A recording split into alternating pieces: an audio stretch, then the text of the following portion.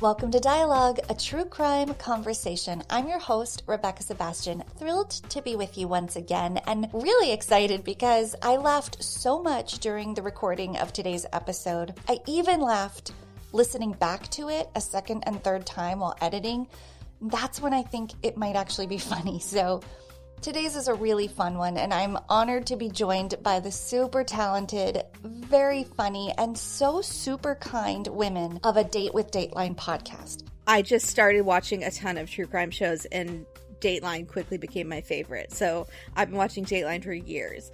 I'm kind of an inner goth child, so I've always liked sort of darker things. It's Kimberly and it's Katie, and you might already be big fans of their shows, but you're going to get to know them more. And if you don't know them yet, it's just my honor to introduce you. I will link to their wonderful podcast in the show notes. Today in our conversation, we will talk about their true crime stories, how they got into this whole mess, and the Dateline formula, because you know it's magic. And they've really zeroed in on what makes it work, why we're all obsessed. And then to keep the women's history and the women-focused series, or maybe it's not so much women's history, it's very recent history, I guess you could say, but to keep moving along in our female-focused series, we're going to talk about the women of NXIVM, specifically as it relates to the episode Dateline put out called Collateral Damage. So they watched it, I watched it, we talk about it. And since this recording, Katie and Kimberly have also covered that on their show, A Date with Dateline, the same episode, but a different conversation. So you should listen to that after you listen to ours. And I will link to it in the show notes as well. So without further ado, please enjoy my conversation with Katie and Kimberly of A Date with Dateline podcast. Thank you both so much for killing the small talk. Katie and Kimberly, I am really excited to welcome you to Dialogue Podcast. Thank you so much, both of you, for being here. Yay! Thank you for having us. We are so excited. Oh my gosh. You're our new best friend. I know. It's only, right that we would meet finally since we're besties. I know. You're actually on the list of podcasters that people always recommend having on. And I'm just sorry it hasn't happened sooner, but I'm so glad it finally did. I've come so to nice. you. I know. No, you've got big fans and they tell me about you. And I discovered you from the Fall Line, from Laura Norton. We love Laura. And then, of course, Melissa. So, Who? Oh, she's this girl. You wouldn't know her. I call her our sister wife. I basically made her Katie and my sister wife. She's perfect for that. It's correct. Yeah. Yeah. No, she's up for that job. I want to hear both of your stories. Of course, you're co-hosts of Date with Dateline podcast, and I want to know for each of you what your true crime coming of age story is, if there is one. When it started, how it started, what it looks like. Mine is really boring. I just started watching a ton of true crime shows, and Dateline quickly became my favorite. So I've been watching Dateline for years. Katie has a much more interesting way of getting into true crime, to be perfectly honest. Okay, I'll let her or you decide that. But that's like the way most people find their way in. But like, what year are we talking? Because Dateline's been around for a minute. So yeah, I mean, and it started doing murder. It used to do more newsy stuff, and then it became all murder all the time, which is the way I like it. And sometimes they do a random episode about COVID or something like that, and people riot online on social media. They're like, bring me the murder. And it's a disaster. So it's a disaster. Or if it gets preempted for sports, oh my God. Oh no. Especially if it's hockey or something. Hockey makes people really mad. So they're like, what? Why are they on skates? What is happening? Are they children in a park? What is the sport with literally sticks? What the puck? You're welcome. That's it. Katie. That's my one for the day. I got it out of the way early, so now we can just move on past the puns. Half of our show is me groaning at Katie's puns. Yeah. That was perfect. I love a pun. Yeah. No, I would say I started watching maybe in the 2000s, the early aughts. Early aughts. Katie hates when I say that. I find myself saying it so often now because it really it's like an acceptable timeline now to go back to that period of time. It's weird. Yeah. Also known as 20 years ago. Just saying. Oh, I can't. We can't. No. I know. So okay, so you got in through television, and so Katie, how is it different for you? Oh, I'm kind of an inner goth child, so I've always liked sort of darker things. But then what really got me into true crime, and specifically like the serial killer genre, is my sister was a serial killer on a list of a serial killer. Like, no. to be Oh my God. I feel bad. What? So, yeah. So that was creepy. But it really, like, it was one of those things where it was so close that I just did a bunch of research and, like, kind of got really into it. And then it just sort of stuck because it's a fascinating topic, right? Everybody's fascinated by true crime. And you would think it would go one of two ways. It would either be that, or I would never, ever be able to watch anything because it was too close to home. Yeah, But of course. nope, didn't do that. No, I've talked to enough family members, surviving family members who've had like a really close, tragic situation within their family. And I think it is that. It's a dividing line. And some go I don't understand this genre as entertainment. This is in poor taste. And others go deep in to understand it. And it might have been different if she had actually been murdered. He course. was caught. So I'm really glad that the outcome for your family is what it was. And I'm very lucky because we cover so many stories that, as you know, people aren't so lucky. It's really wow. Sad. Okay, so by way of television or personal experience, you find your way to this genre. How do you find each other? College. We don't know each other. We've actually never met. Wow, the chemistry is just uncanny for strangers. We met in college about Katie does 3 years ago. 3 years, approximately 3 to 4 years ago. Yeah, it was a bit longer, but Katie is much younger than me. She always says it was a weird thing. Yeah, a genius, baby genius. Yes, exactly. Right. Child prodigy.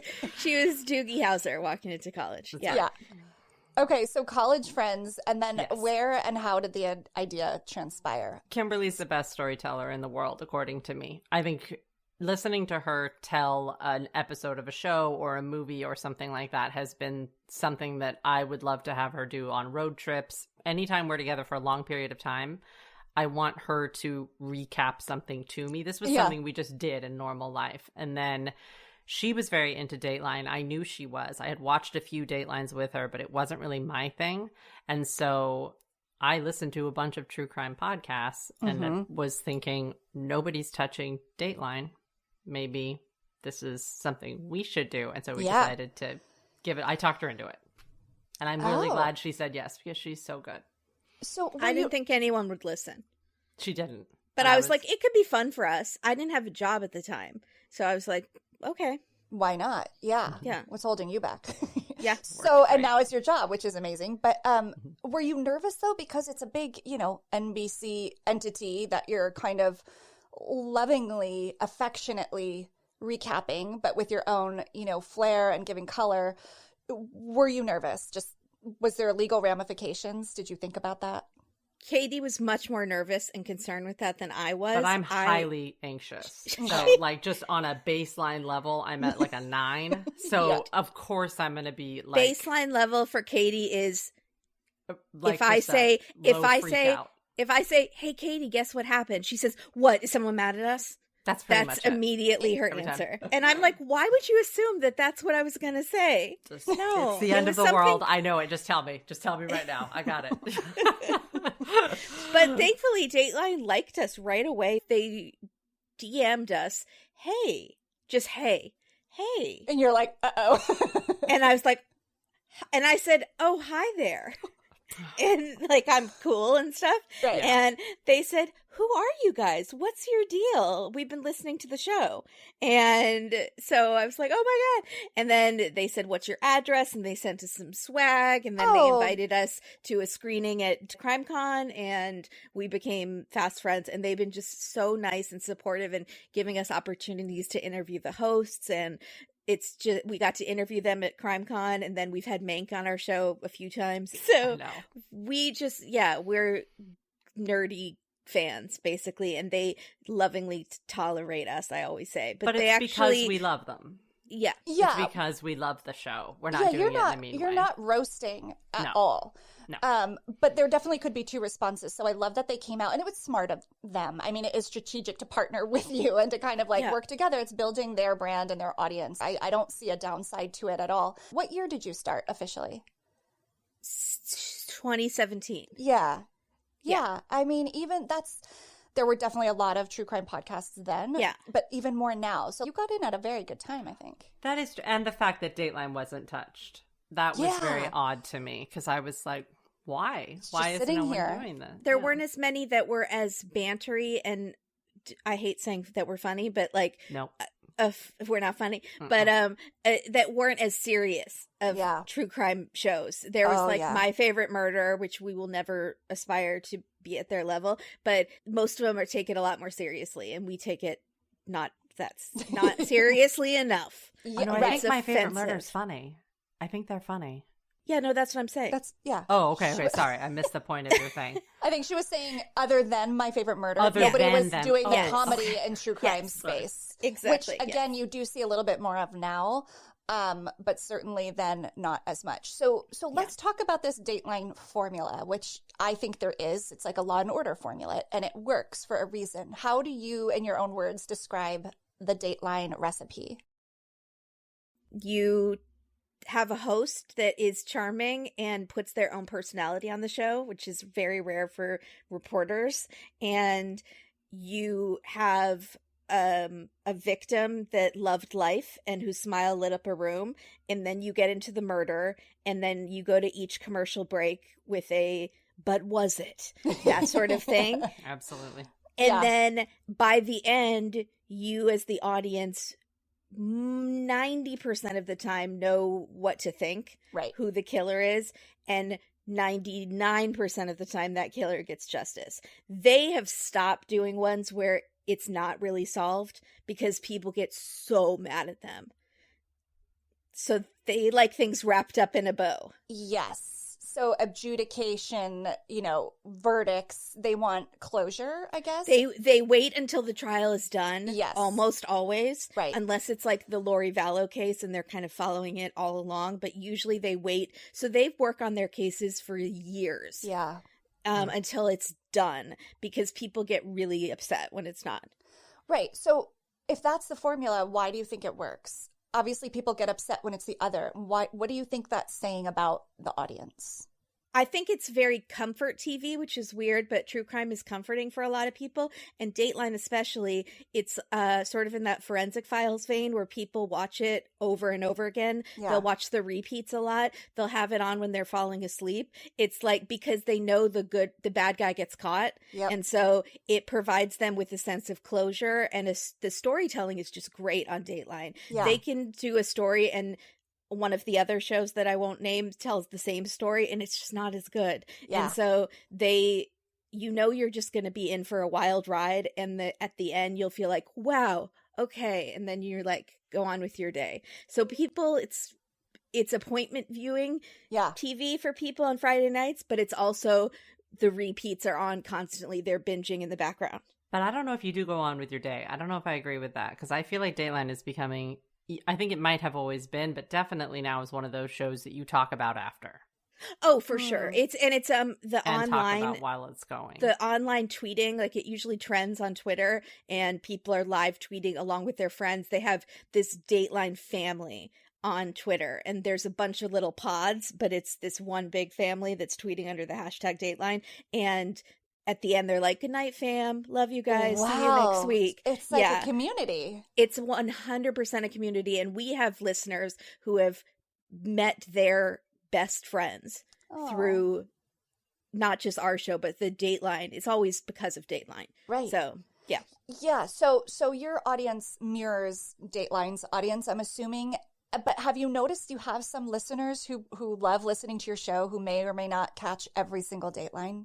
We have a ton of listeners from other countries where they don't air Dateline. Right. So they have to find Dateline illegally, or they listen to our show, and then when we post pictures, they're like, "That's what that guy looked like? How did he get laid so many times?" Or, they Katie's so embarrassed right now for me. You said laid. I said laid. But so we have a ton of listeners who don't. Most people, I think, I would say about 90% watch Dateline, then listen to us. They watch it and say, I can't wait to hear what Kimberly and Katie are going to say. Then they listen to us. Then when we describe things, they want to see them again. So they go back and watch the Dateline a second time to see if they can notice the things that we were talking about. But there are definitely people who listen to us and don't watch Dateline. But I always encourage watch Dateline first. Do you, each of you have a favorite and a least favorite Dateline episode? Is there one that you just can't get enough of? You'll watch it anytime it's on, and then one you were just like, this is bad? There's a couple that we love. The Favorite Son has one of our favorite people of all time, Mickey. And there's another one, and they're both Josh Mankiewicz episodes, that is airing tomorrow. We're recording this on Thursday, so it will have already come out, but it'll be online. Highly recommend. One of their best, craziest episodes of all time. It's called Secrets in Silver Lakes, and it features swingers and the wolf pack. They call themselves the wolf pack, and they kill because Jesus told them to kill so that they could be with their lover, and it just has everything gross and weird and fascinating in it. Secrets in Silver Lakes. I would like to revisit Silver Lakes. Yeah, I would like to do another. It's one that we always just mention. It's right. One that, but it's weird, like the ones that stick with us, and also we have ones that there's a woman named Sheila Davalloo who's my personal this sounds terrible, favorite killer of all time. No. Sounds horrible. She's crazy. She's wackadoo. She's fascinating. She represented herself in court. She's just unbelievably fascinating to me. And when I pitched Katie the story and I was like, we're going to do this episode, it's one of my favorites. And her response was kind of like, meh, she's okay. She's not that crazy. I tried to be nice. She's not that crazy. And so that became a point of contention. Why didn't she think this person was as insanely fascinating as I did? Oh, right. So there's episodes like that. It's hard to tell which ones we are still going to be talking about years later. It's very subjective, right? I mean, that you guys could both respond to the same woman so differently is really interesting. Oh, yeah. And then I got obsessed with Pam Smart, and Kimberly was not into it, did not want to talk to me about it anymore. And I was like, well, we need to go through this and look at She made us watch like 8 documentaries. And I said, I'm kind of done. I'm traumatized. I can't look at her anymore. I can't hear her voice. Yeah. I don't want to hear that one police officer saying the same line when he arrested her, and he keeps telling that same story.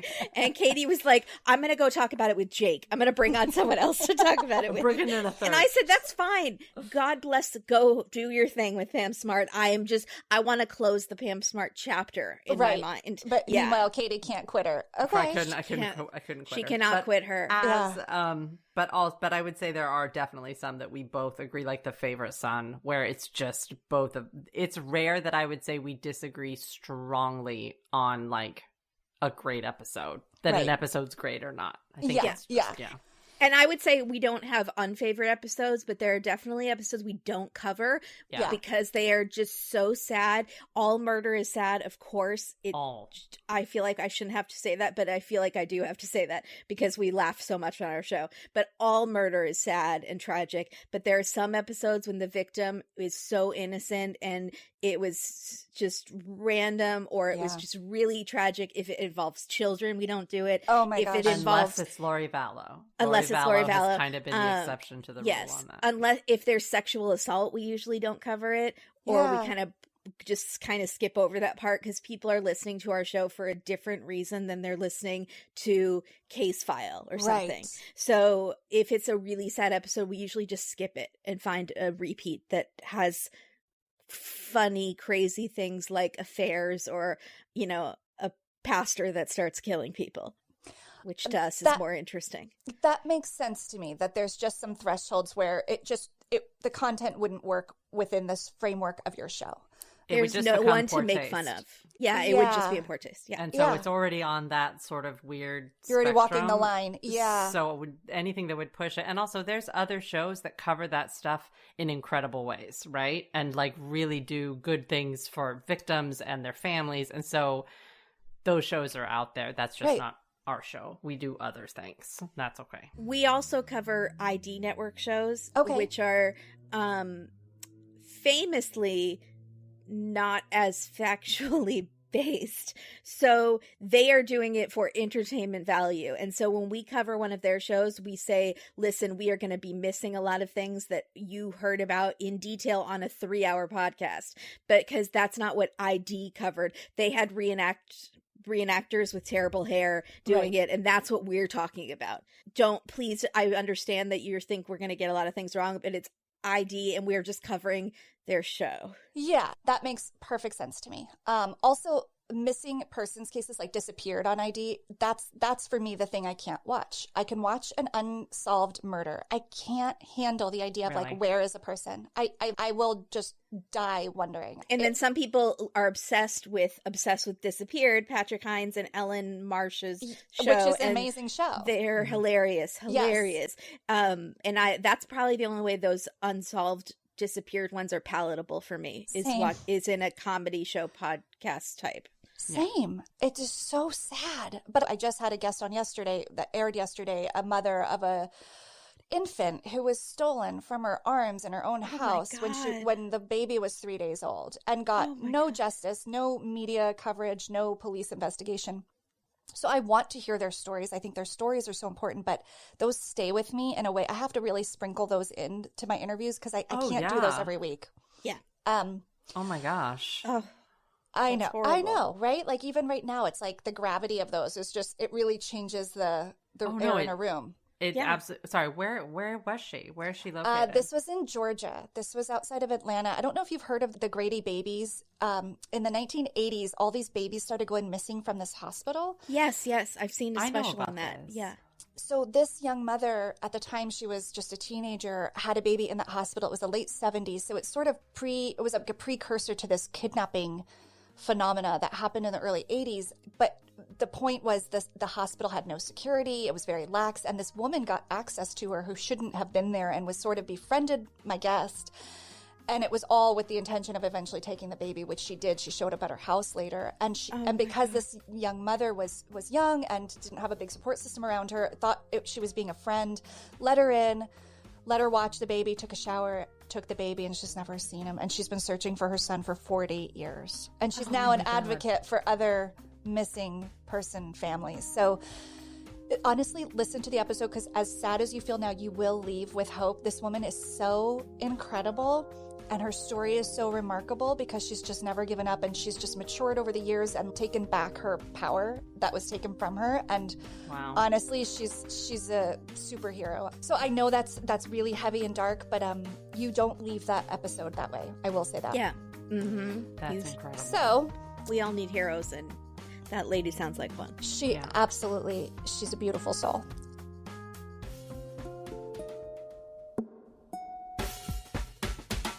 Speaking of beautiful souls and heroes, here's a promo for the podcast Voices for Justice by my friend and advocate, Sarah Turney.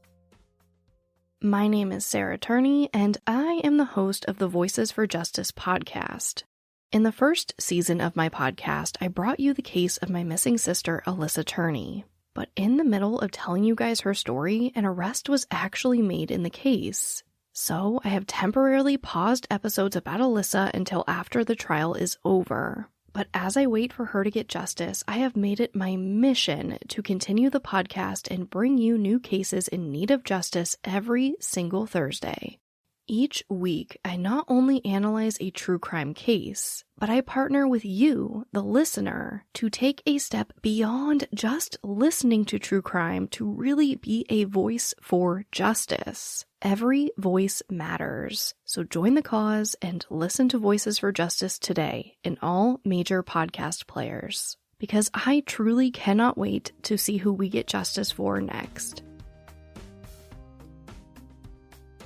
There's a show called Cold Justice, and it's with Kelly Siegler. Yep. And I always say I wish there was a warning at the beginning that was like, this one is solved, this one isn't solved, because sometimes you're in the mood for something that's solved and sometimes you're not. And the podcasts are the same way. And so I get frustrated if I've dedicated many, many hours and it's not solved. But at the same time, I kind of like it because it stays with me and I'm still pondering weeks later who I think did it. And I think that's because of Katie, because Katie mostly, she listens to solved and not solved, right? Yeah. She listens to a lot more true crime, I think, than I do. Katie, what are some of your favorites? I listen to Case File.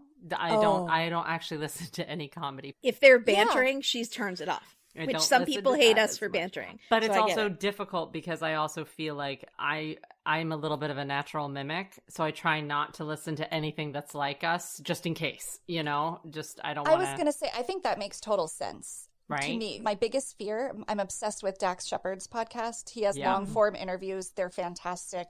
Yeah. But it's my biggest fear that sometimes I'm just like, do I just sound like a bootleg Dax wannabe? Mom, middle-aged girl version, thumbs down. And that's my biggest fear. Thumbs up. There's nothing wrong with that. I say that's good. And he might drive some people crazy. And those people would be like, I would love his show, but... Right. And then you're the perfect answer for that. I think there's room for everybody because there's so many listeners and they're listening so many hours a day that I think there's a perfect niche for everybody. It's so true. And if you don't like banter in a podcast, there's alternatives for you. That's not a problem for the hosts or the consumer. It's like everybody can still win. You can keep podcasting and bantering and you don't have to listen to it. Just don't leave us a 1-star review saying, I hate their voices. I hate their banter. Just turn it off. It's like a TV show. Yeah. It's like, move on with your day. Change the channel. I'll never understand the 1-star review. I'll never understand it. It's like someone standing behind you in line at Target and like tapping you on the shoulder and being like, your shoes are hideous.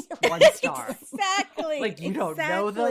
They could have just never said anything, but they felt like they needed to let you know. And so that's the weird thing about the internet, right? Like this world, I'm just going to tell them. I can't, when they at us on Twitter and then say things, I'm like, that's the equivalent of saying it exactly to my face. Yeah. In public. Would you do that? Would you do that in public?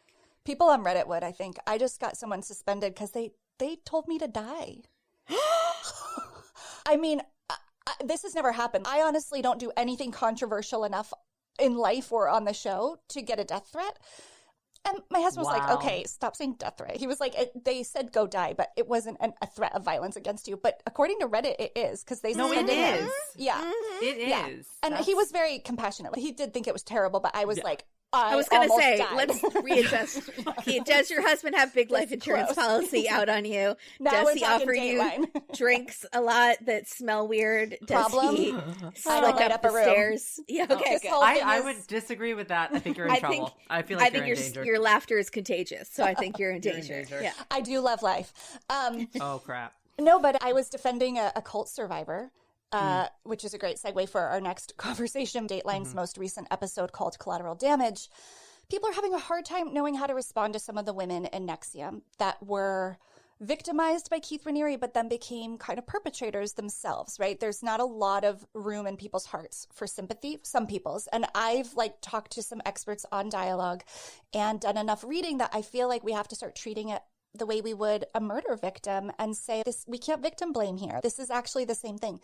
Even though it's not apples for apples. You can disagree. No, it's okay. I agree. It's and a really it happens. Hard one. It's like on SVU, let's say, and there's a woman was trafficked as a young girl, and then they force her to become a recruiter to bring in new girls. That happens all the time, and it's not that person's fault, even though they then became the perpetrator.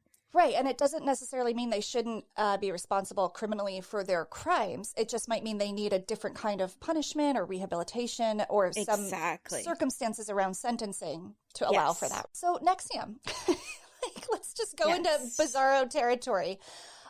Collateral Damage just aired last weekend on Dateline, I think, or maybe 2 weekends ago. I don't remember, but it's pretty recent. Last. Yep. Mm-hmm. Last. Okay, so this is after an onslaught of documentaries and podcasts. And I was so impressed by what Dateline brought to the table with this episode. So before we get into the recap and kind of talking about the highlights of it, what did you both know about NXIVM previous to watching this? I had seen the entire HBO series, so I knew as much as that told me. Yes. Okay. And then I had also, because when I get into something, I Googled a bunch of stuff. So like everyone else does. I think I was surprised by who they chose to have on. Same. And I thought it was exactly what you're talking about. It was very clever, very smart to show this sort of 2 sides of this. shocking to me. Yeah. Dateline doesn't like to cover the huge cases unless they're doing it in a way that's different than every other show. So unless they have a different person on that no one has ever seen before, that's big for them. So I don't know how much these people have been interviewed, like the girl with the big eyes and the doctor. Nikki, Kline, and Danielle Roberts. Yeah, I'm so good with names, by the way. I've got them written right in front of me. Factual show. But yeah, I thought it was fascinating. I did not watch the HBO one, but I did watch a special on it, and I can't remember which one of the shows it was on. So I knew some, but not as much as Katie. Okay. So I think we start with Kate Snow. How often do we see her on a Dateline? Never. Rare, right? Who is she? Who is that woman? And where is Andrea Canning? What have you done with her? Where is our queen, Andrea? No, I think we've seen her maybe once. Okay. There was nothing I didn't like about her. I thought she asked good questions. She cuts off more than the other hosts. She cut in a lot, and I was like, oh, she's going. She's going. Yeah. She's a hard-hitting reporter. She does that right. Yes. And I was like, oh, that's good. Because on subject matter like this, I think sometimes that's called for. But yep. I liked it. So it seemed to start out with a narrative I think people who at least are following NXIVM are familiar with, which is the story of India and Catherine Oxenberg, because they were the stars of the Stars documentary, the central focus, I should say, of the Stars documentary. And I think they've been out with their story a lot. Did I watch the Stars one? Because the one that I watched is India. Oh, very then it was India Stars. Focused. HBO one was all internal cult footage from the filmmaker Mark Vicente, who was in Stars, but much more Mark Vicente heavy. When you watch them all, it's like a dream. It's hard to unravel. Yeah. It really is. It really, there's so much that sometimes this is what we're talking about, a Pam Smart rabbit hole, where Katie's seen everything on it. Yeah. That's okay. No, it's fine. She's a deep diver. I love it. So it sounds like you have seen both, because India was very much the focus of the Stars one, which I found to be more, linear and kind of easier to follow. HBO was a montage of their footage, and I'm like, is this new? Is this old? Like, it was great, but confusing. Mm-hmm. So, but then Dateline takes this turn, and they've got women who are still kind of standing by their decisions. And the two you referenced were Nikki Kline and Danielle Roberts, who is a doctor, as far as we know, until maybe her medical license gets taken away. And they're standing firm in their decisions to brand themselves, to sleep with Keith Raniere, to be part of DOS. Reactions? How slowly is this coming up in the Dateline? Because to me, it felt like I was getting hint. 100%. They're not stating it 100% the minute they come on. It was a slow burn. Yeah. It is. I walked in thinking these are all cult members that are going to talk about it. And then Nikki starts saying things with this tone in her voice that she's very defensive, and she's not wanting to agree with Kate Snow on things. And I'm thinking, she still sounds like she kind of believes it. The doctor, less so. I thought, okay, the doctor is out now. She's more clear-headed. Mm-hmm. And then we get towards the last part of the episode, and I was like, they tricked me. Both of these ladies are still in this cult. They are standing outside the prison waving and signs at Keith. So it was mind-blowing to me. Yep. So this is a Dateline trope where they have someone sitting in an area in a shirt that could be something worn in a prison, and next, with a nondescript background. This was that in a different way. Where you have to guess, are they in prison? Are they not in prison? And I've always suggested it's a floating head situation because people online go, what is that sign in the background? What is that? Is that brick wall? Is that And then Josh Mankiewicz admitted to us that they have stolen art from his hotel room to put behind the person to make it look like they weren't in prison the whole time. So and then at the end, they're they pan down and you see the shackles. It's like the Scooby-Doo reveal. It's like... Yes. And Katie's exactly right. This was that exactly. No, that's why Dateline's so good at storytelling. Yes, that is such a great analogy and comparison, because that's exactly what it is. Good and job, what Katie. It felt like. But I kind of know who these women are in the story. And I went in more naive, and I was thinking I was going to get traditional ex-victims of cults, which is what I was expecting. And instead, I was totally thrown for a loop. But so you recognize these two from the jump? You knew who Yeah, Nikki I knew and who Danielle they were. were. I've never Okay, seen. I didn't remember them. Yeah, no, I've listened to the podcast. I listened to a podcast on the trial that was put out by a local newspaper in Albany. And I couldn't, wow, this was that story for me. This was my Yeah, I get Pam it. It's your Smart. Pam Smart. Yep, I know. It's fine. Yeah. So yeah, when I saw Nikki, I was like, oh my gosh, maybe a lot could have happened. I mean, new information's coming out all the time. She maybe has seen the light. But I think, Kimberly, you said she seemed defensive, and that was the dead tell for me. It was the tone of her voice towards the beginning, Totally. towards Kate, Yeah. and how she did not agree with the way Kate was phrasing a question. And I was like, huh. It was about her sleeping with Keith. That Yes. was the question. It was Yeah. that where she's like, I don't like the insinuation that I didn't do this of my own free will. It was something along those lines. And she was really and you're right. It is early. It's like, I feel like it's 10 minutes in. And it's Yeah. like, And And I then- think I was tweeting or DMing with Melissa and Kim at the time, and I was like, "This girl with the big eyes, is she still in it? What's happening?" Because they know way more about it than I do. And then I was like, 20 minutes later, I was like, "Oh my god, she's fully still in it. She's in it. Yeah, she is fully still in She's it. married to Allison, or maybe they got divorced." she's Allison- running it. Allison I think filed for divorce. I don't know what the status of the divorce proceedings are. There's no podcast on it yet, so I don't know. But But was that for financial reasons? Because sometimes I know could that be. that can, it's not, they'll just get married later. or I think it might have more to do with Allison Mack's positioning herself for her sentencing. She might need to really distance herself from anything NXIVM to look more sympathetic and to show mercy, or to have mercy That shown definitely. to her by the Mhm. judge. Because, I mean, Keith Raniere got the sentence he got, 120 years. Claire Bronfman got 81 months. So it doesn't look great for Allison Mack. But speaking of prison and Dateline and Keith Raniere, we get his voice, which was also like a dun dun dun. Wow. I haven't heard anything recent on all the audio I've heard, like nothing recent from Keith. So how did you respond to his voice? Everything he says is in that circle speak, it seems like. Like everything is like this weird circular argument where you start, it's like the ultimate gaslighting, what they were talking Yes. about, because it's you start off having this question, and by the end, it's not only a completely different question, but he's answered this other thing that you didn't ask that he's Yeah. trying to slip information. It makes me very uncomfortable. Can I ask you both, seeing as I've seen much less on it, Uh-huh. my response usually when I see cult leaders is him? Is he funny? Because I don't get it, the appeal. And Katie and I often wonder if it's because we're watching a show with that lens of he's a cult leader. And so to us, he's not attractive, not charismatic. We see it on Dateline all the time with certain killers who get all the ladies and everyone thinks they're so charismatic. And us watching don't see it. Was there any footage that you guys saw of him in this HBO thing that was like, I get why people were drawn to him? Not for me. Volleyball.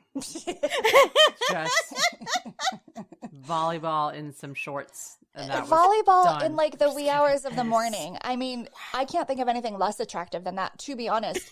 Really, honestly, it's the least. It's not I guess sexy maybe sport? No, but No. beach volleyball is a sexy sport, but this was not Top beach Gun. volleyball. Top Gun brought us sexy This is volleyball. high school gymnasium volleyball. In upstate New Kimberly. York. I mean, it was grim. It was grim. And Thank you. Yes. So no, but I think you're absolutely right, Kimberly, that we always have the benefit of looking back on a story when the cult leader emerges or the bad guy saying like, I wouldn't have succumbed. Right. So Katie and we judge a lot and go, how do they fall for that? But we're not there in that moment. We are watching it through the TV show's lens. Which I have to believe something happens in a physical space, like the power of presence and the energy of a room has to be something so powerful. And in the Maybe HBO, he smelled really good. Maybe he does not look like he smelled really good. No, I will just absolutely say that. not. But if you look, I don't know if you Patchouli. remember he does look like he smells like patchouli, like as a cover up for not showering. That's his scent. 100%. The first moment he and Allison Mack meets is in the HBO doc. And I will say, I felt whatever they were feeling in that moment. Do you remember this, Katie, when she's watching him play volleyball and it's the first moment she'd come in from Vancouver and she's got this glazed look like she's seeing, the second coming of Christ, and she's asking him to do this EM on her, which is the exploration module or whatever. And there's a real thing happening between them. Like, undeniably, you could see that, but I couldn't understand why. So it's happening there. I don't understand. I don't understand. The one There's thing somebody that for everybody. I feel like, though, is that I always underestimate the power of someone with like supreme confidence. Yes. And like that is something that it doesn't matter what you look like, because if you have that, like that kind of creates a magnetism, even if it's not, if it's a little bit manufactured. And I feel like he has that in spades. Like that's, and so also their meeting, she has her own power, right? Because she's a fairly well-known actress. Right. So yeah, and there's a lot of hype around them meeting, right? By the time one of these women meets Keith Raniere, they've already gone through a lot of the ESP program. Keith's been hyped up as the vanguard. Like, it isn't, they don't get to casually encounter him. This comes after like a long indoctrination of so who you he have is. the build up, it before your first date, but you've been chatting online, sort of anticipation. That comes with it. So by the time you meet him, it's like he's your Dalai Lama. Like he's that's the epitome. You've been studying all his works. It's like meeting your Jesus. Yeah. Right. And when you look around the room, your Jesus. What would your Jesus do? I'm a Jew. Whatever my Jesus is, the Messiah, I don't know, Elijah coming at Passover, whatever. Well, Jesus was a Jew, so to be Jesus fair, was a Jew. Yeah. But we long have said he's a great guy, but he's not the Messiah. You're a Messiah. He's a fabulous person, but just not like supernatural. So, well, what about this guy? He seems all right. He's in prison, but he's going to get out soon. And you've been wanting a prison pen pal. So... I want a prison husband because I like to be alone all the time and not have to shower. And so this would be perfect for me. I would go see them like every couple months, and the rest of the time is Kimberly time. And I am perfect with that. Oh, wait, he was just transferred to Arizona. Sorry. Are you in California or are you? I'm in California. Yeah, perfect. Yeah, there you go. Perfect. Except perfect. I think you would spend all your money, because what I'm getting from this is that this, like Scientology and all the others, all the money goes. Oh, like, yeah. Any dime you have. Yeah. That was...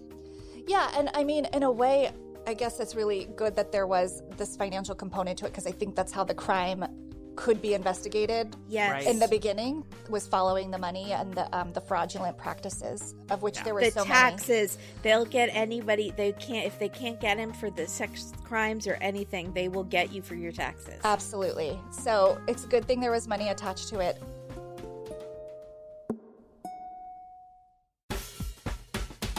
Today's episode is presented by The Skin Store. For over 20 years, The Skin Store has been the #1 destination for premium skincare, hair care, and beauty products. With over 8,000 different products from 300 different brands, The Skin Store has you covered for all your hair, cosmetics, supplements, and of course, skincare needs. Find your favorite brands like Elta MD, NuFace, Olaplex, and more all in one place with gifts with every purchase. I have to tell you, my skin is so sensitive, I had to go to my dermatologist for testing to find out what I was allergic to and what I can and cannot have in the products I use. I was so excited to learn the Skin Store has all the brands my dermatologist recommended, so I can safely and confidently shop there knowing everything I'm going to choose is going to be okay for me. Right now, the Skin Store is offering Dialogue listeners 20% off your next purchase by using the code POD. That's an easy code, right? POD, P-O-D, for 20% off your next purchase. Just go to skinstore.com/pod.list. That's skinstore.com/pod.list. Skin Store. Have the confidence to tackle the day ahead. Some exclusions may apply.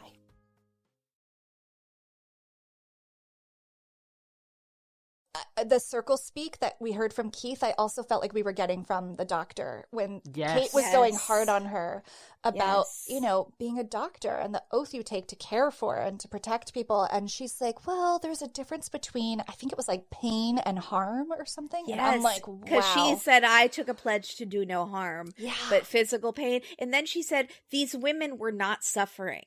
Yeah. And I was like, have you listened to, they were cauterized, but they weren't suffering? Okay.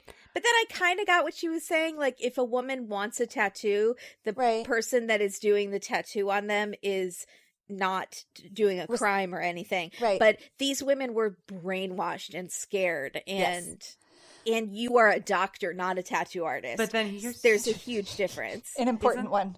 Isn't that where the weird problem comes, though? So maybe even at the time, they did think they wanted it. Yeah.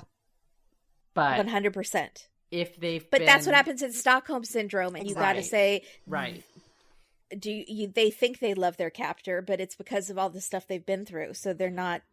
And also, I've been watching a lot of Scientology stuff lately. I got really into the Leah. Boy, I've been doing a lot of cult rabbit holes too. So hi, nice to meet you. Yeah, great. So.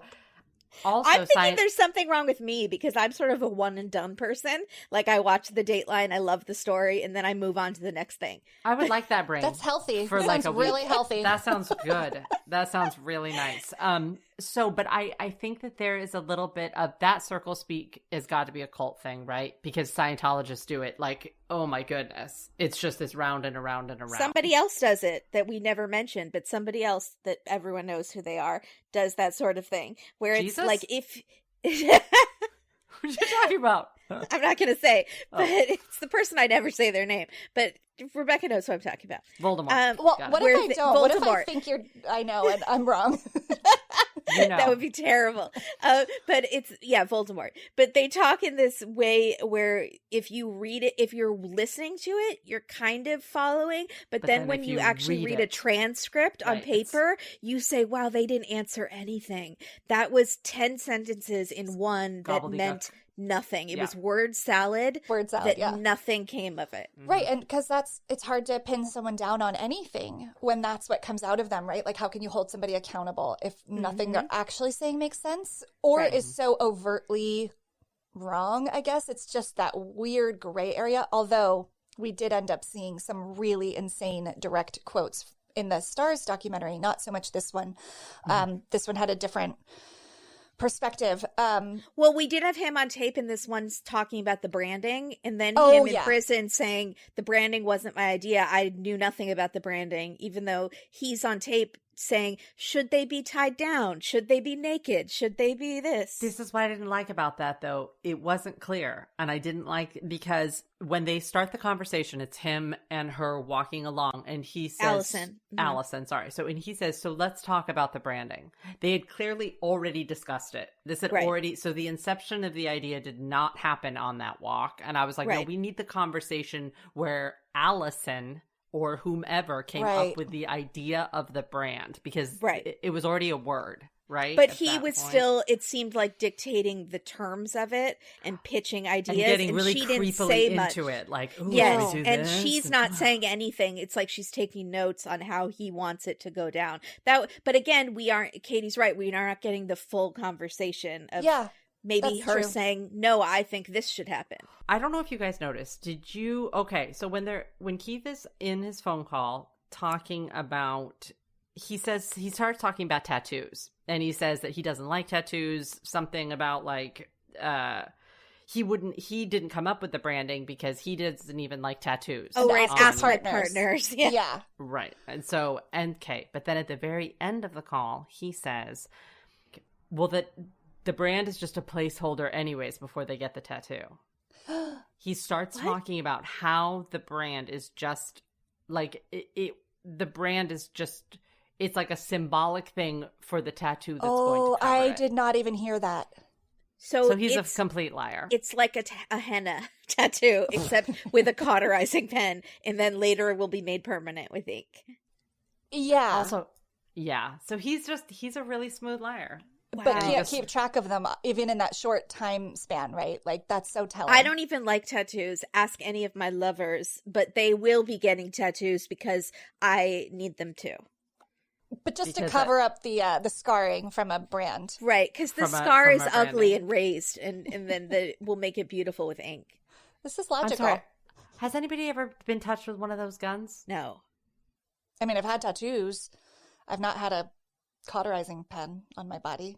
Well, the best part what Dateline does is in the like B-roll, they kept doing a pen, a cauterizing pen on parchment paper. So it Yeah, was burning through it like old-fashioned red, like fire, or like those old-fashioned letters that you get from your husband at sea, and like it's all burned into the paper. But they kept doing that, and I was like, is that what it feels like on the skin? Is that what it feels like? It can't feel good. I mean, I actually have a question. Okay, so I believe it's the Stars documentary. The brand is supposed to be her name and his name. Has that changed? And Dateline said something different. It said Dateline said it was his middle initial. Keith, yeah, they said it was KAR, Keith Allen Raniere. So I don't know if that's changed, because I think even in trial they show outlines of KR and AM. Like you can see both. Yeah. So I don't know. That's a great question. We need a definitive answer, but I don't think we would get one from Keith. Do we think that Dateline got a definitive answer from Allison Mack's lawyers that said this is absolutely does not have her initials in the brand, because that's going to be a big problem for her. Oh my gosh, if the initials are in if they're able to distance her from that I mean, that would be really wise. So yeah, that's so damning is the initials. Yeah. Oh my gosh. I'm very curious about her sentencing, and I'm curious what both of you think in terms of sentencing, given the conversation we had earlier about this line between when a victim becomes a perpetrator.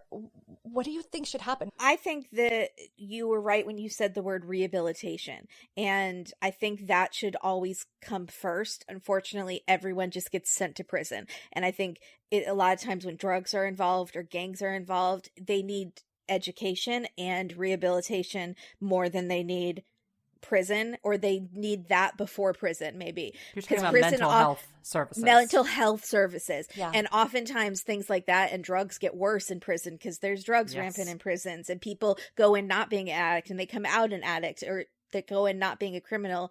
What was that HBO one? I can't watch that one. Why did I watch that? I regret watching that. He's not a criminal when he goes in, and he becomes a full-on criminal when he comes out. So I think for cult members, deprogramming and that sort of thing in a controlled facility should come first, maybe before any sort of prison thing. Unfortunately, that's not the way the system is built. It's broken, and it's all about money, and they just lock them up. Yeah. But that's what I think in an ideal world that would come first. And then I don't feel like I'm qualified to say what their actual sentence should be in terms of prison. I love that answer. And I'm in agreement with you on that. Because it's just trauma on top of trauma. I mean, going to prison after that experience. Absolutely. You're re-victimized in prison. Yeah. And if you're going in still being programmed to support him, it's a nightmare. It's like being trapped in your own brain, and then you're in prison, and you're imprisoned already in your own brain. Is she programmed still? Has she, Allison? Has she denounced? I think she's denouncing. I mean, is she denouncing because her lawyers are telling her to denounce, but she doesn't actually believe it? I don't know that. I don't know that we can answer, but that, I mean, it's probably a legal strategy, but I don't know. And Nancy too, Salzman, she's fully saying she's seen the light. This was so wrong. She's so ashamed and so sorry. You know, again, you have to wonder genuinely what the motive is there. So have you been on the website to see what the website that Nikki and Danielle and like people the dossier project or whatever? Oh, the women that still support him. The women that still support and are showing up and doing the like and saying it was our choice, women empowerment, go women. Yeah. I have.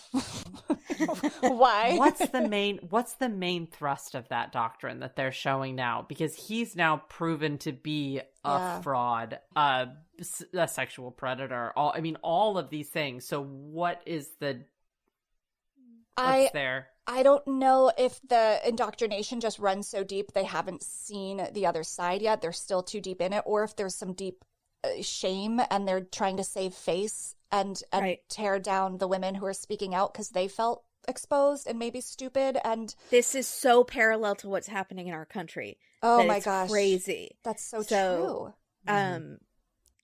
Yeah, people don't like to admit when they're wrong, and they don't even want to admit it to themselves, so they stay in denial a lot longer. So I think even though they're being shown proof that he slept with a 15-year-old, there's a reason for that. Yeah. It's something else, or it's not, the mission is different. I don't know what they say to themselves, but there's some sort of tagline that gets them out of that sort of logical thinking. Yeah, and I think they want to spin this, post-feminist narrative as well, which Keith's lawyers tried, which was like, oh, women can, have an out-of-the-box sexual lifestyle, and they can do these edgy things that most people don't condone or think is normal.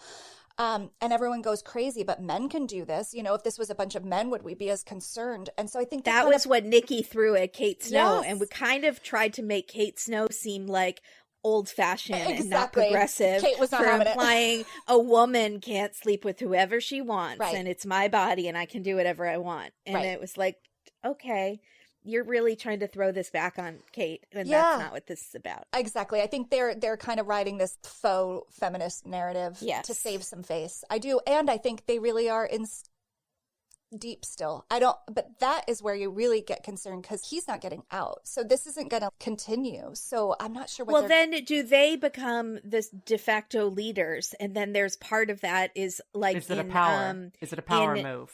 Jeff, what's his name? The Warrens. Jeff Warrens, Yeah. and the people below him he become up, and even in Scientology you have David Miscavige, who Yes, was just a follower, absolutely. but the allure of power becomes so strong that you start to think, well, I have people under me and I could be the leader, and so then he becomes the leader when Ron dies. Ron Hubbard. And Yeah. so I think that these women are starting to enjoy some of that power of being the head of That's this what I was new wondering. group. Because Yeah. why in the world else I don't see any benefit, because I Upside. haven't. Right. What is Yeah. that? And also, how strong do you have to believe to come on Dateline? You're on NBC. I know. And it made me wonder, have all these other docs asked them, and did they decline? Or were they kind of going with their point of view? The other documentary is excluding that on purpose. I kind of loved that Dateline brought that in and that they agreed to be on it. I was very surprised, though. I think that they are all talking. I think this was a collaborative effort that, like, okay, Keith's going to be on. We need to be there to support and, like, try to get our view out there, because the press is all just so bad, because it is so bad. Right, Like, but it's a terrible Do you thing, think they changed anyone's minds? Do you think anyone watching this is like, yeah, No, yeah, they did but make I the think choice. they are patting themselves on the back, because I Right. think they did a great job. And I think that the fact that there's two of them is a whole different ball game. And I think once Yes. Nikki and the doctor coordinated that they're both going to show that side of the story. If it's one, then you just look like the crazy person Yeah. talking to yourself. Yeah. But when there's two on the Dateline, it feels much more balanced. and I one think, is a doctor. I think, And and one is one's the a doctor. doctor. And I think Katie's right. They talked about it. They said, we're both going to go on and put a face forward. And I think Dateline was, I guess, the best vehicle for that. Sure. And God, I don't But even know. don't you feel like the doctor's like, maybe she's, no, I don't know. At the end, she was pretty into it. But the whole first part, I couldn't tell if she was in or out. I agree. I definitely wasn't sure with her. Nikki Kline, I kind of know her number, but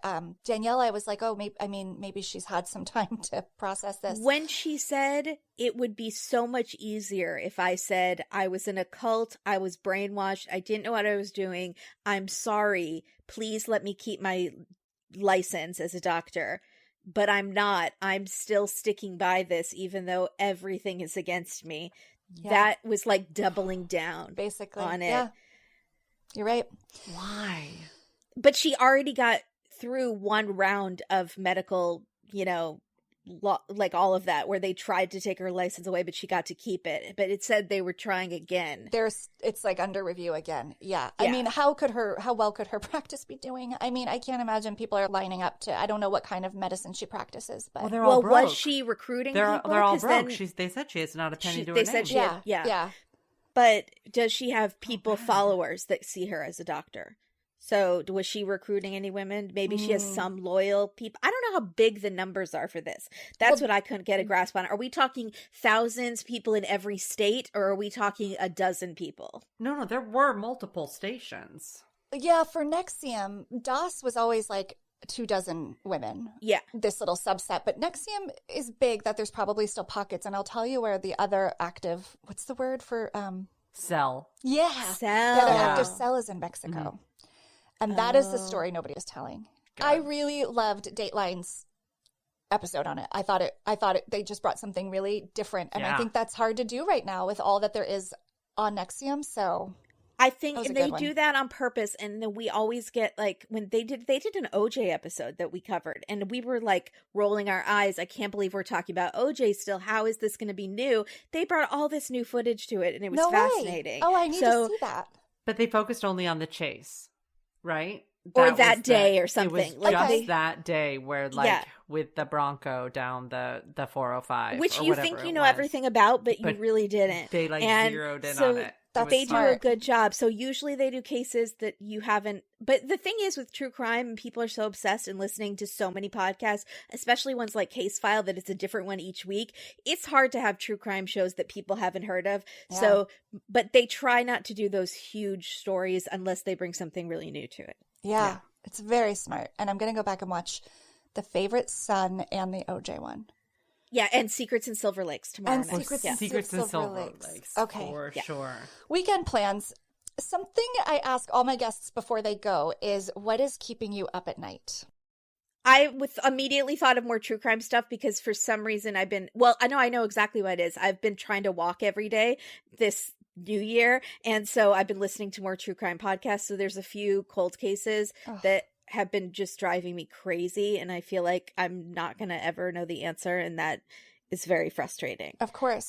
Which one is? The Delphi case. Oh, God.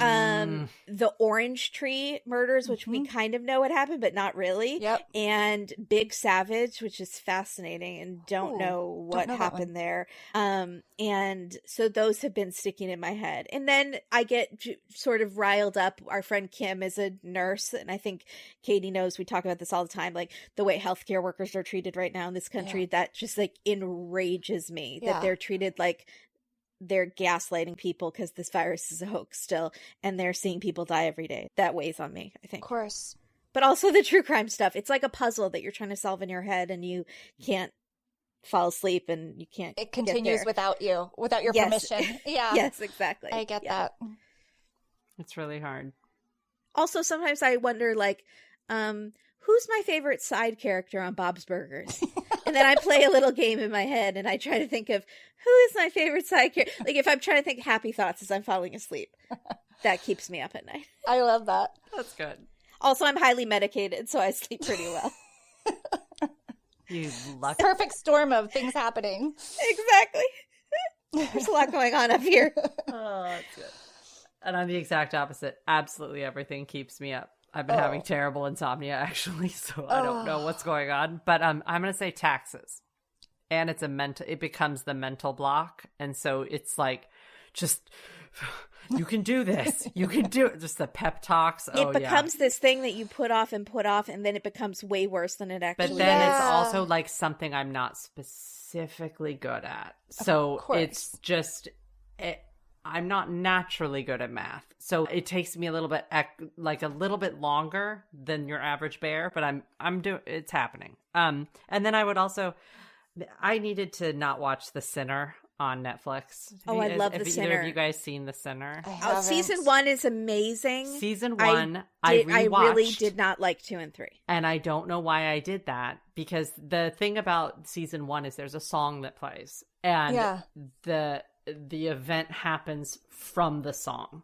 Okay. That song has been stuck in my head for about 5 days. And it's not good because something bad happens during the song. So the association is there, and it's all happening. It's like having the Silence of the Lambs song stuck in your head. Like the one that you're playing when Buffalo Bill's doing his little number. It's like that. It's just which she sang to me when we were recording. I did. Because I'm trying to get this other song out. It's a bad earworm. It won't go away. So you're like, let me thrust this onto you and see if I can get rid of it. Right. But I'm hoping I have a big episode of RuPaul's Drag Race coming tomorrow night that I'm hoping will wipe the slate clean. That might just be the antidote you needed. That's going to be it. Yeah. Good. Well, I wish you a great night of sleep tonight. What keeps you up at night? Yeah, what keeps you up? Oh, thanks for asking. I sleep really well. To be really honest, it's much more figurative. I fall asleep really easily. I think it's because my brain runs at a high octane anxiety level during the day, so I'm very tired at night. That's good. But, you know, a couple things. So definitely cult stuff. Like, I always am thinking about, like, are cult leaders misguided artists? If they had found success another way, would they have, like, avoided damaging people's lives? I think about that. Like, if Charles Manson had become a successful musician. Because Kimberly, he's just a failed musician. You're in my brain. He's my prime example. I literally listened to his version of the Beach Boys song, and I'm like, it's so good. I think this was like where his life could have taken a completely different path. Wow. I'm so glad you get that. Can you please do a special podcast where we sit around and psychoanalyze cults and cult leaders for maybe 3 hours? That would make some of us really happy. I think we'll call that bonus content. I'm launching Patreon soon. I think maybe we could just do that on Patreon, and maybe we'll even have a psychologist friend come join us and tell us. I would love that. I'm fascinated by that. Okay. I would be really excited because I have some thoughts, and it sounds like you have many thoughts, and I want to know what they are. I'm excited. What else keeps you up? Oh, it'd be weird if it was mostly that. Well, I am a parent, so they say you're only as happy as your unhappiest child. So when one of my kids is struggling, I struggle, and that'll keep me up. And they also say little kids, little problems, big kids, big problems, and they're all older now. And so their problems are real life problems, and that will keep me up at night more than anything. Yeah. So. Oh yeah. Oh boy. Teenagers, it's hard. Oh, that's the worst. You're I a hero. would never go back. You couldn't pay me to be a teenager again. Wow. During the pandemic. No. In this digital age, you don't even want to know. No. It's really hard. No, thank you. In New York City. I'll stop. No. Every one of the... I feel like I should send you an edible arrangement. Just for like, you're doing great. Smiley face. That's hard work. When I heard that, I heard edibles arrangement. Oh, no. Like an arrangement of edibles. And I was like, I don't do it, but it's been suggested to me. Has somebody done that yet? I don't know. I did. Edibles arrangement. Edibles. Yes. Sorry, TM. Trademark. Trademark this that's right not now. going live. Yeah. That's not going live. That's ours to launch. Okay, good. That I just want to make sure. Well, thanks for asking me, and thank you both so much for being on. This was so much fun. I really, really appreciate it. Thank you. It was great. Thank you so much. We had a blast. Dialogue is a Yellow Tape Media production, edited by Jason Usry and produced and hosted by me, Rebecca Sebastian. Please be sure to subscribe to Dialogue, a true crime conversation, wherever you listen to podcasts, and follow us on social media. We are at Dialogue Pod across all platforms. You can also drop me a note or a guest suggestion or sign up for my newsletter at RebeccaSebastian.com. Be sure to join me every Wednesday for a new episode and another killer conversation.